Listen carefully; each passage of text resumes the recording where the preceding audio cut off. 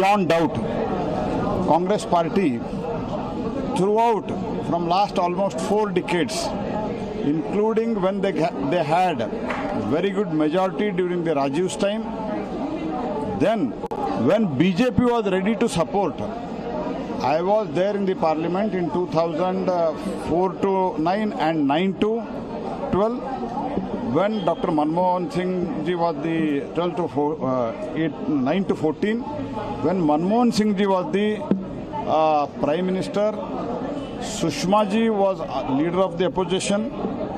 It was firmly committed to them that we are going to support. But the people, members, ally parties which were the part of the government, who were the ministers, they opposed that move and they did not do it. Now, with the entire NDA, when we decided, convince everybody, and we brought the bill, Congress and India Alliance, they have opposed it. It is an historic opportunity country has lost because of the Congress party. Congress party, Rahul Gandhi, who is an immature, part-time, non-serious politician, he has spoiled the opportunity, and people will teach them lesson. Elections which are due now and also during the next election, they will get the curse. और हमारे साथ हमारे सहयोगी ब्रह्म प्रकाश भी इस वक्त जुड़ चुके हैं। ब्रह्म प्रकाश, इस वक्त क्या चल रहा है संसद परिसर में?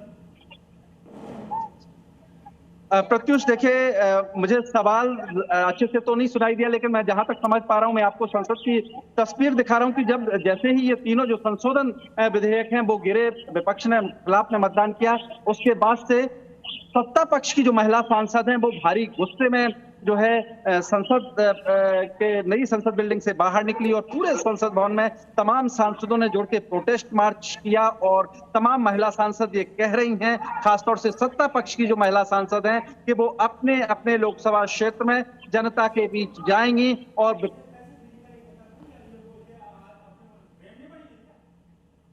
तो ब्रह्म प्रकाश कह रहे हैं कि सभी बीजेपी की सांसद अपने अपने क्षेत्र में जाएंगी और वहां पर महिलाओं को समझाएंगी कि कौन आपके हक के बीच में रोड़ा बना है।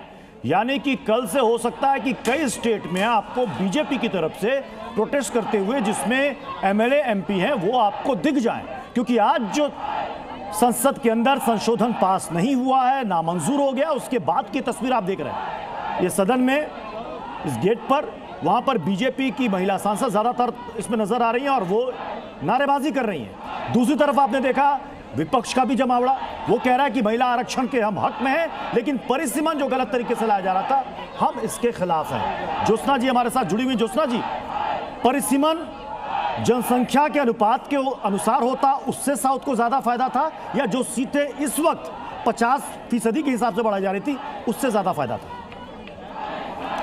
पहली चीज तो ये है कि हम वही चाह रहे थे कि जब मतलब जैसे हमने एफिशिएंटली काम किया था पॉपुलेशन कंट्रोल को लेके एंड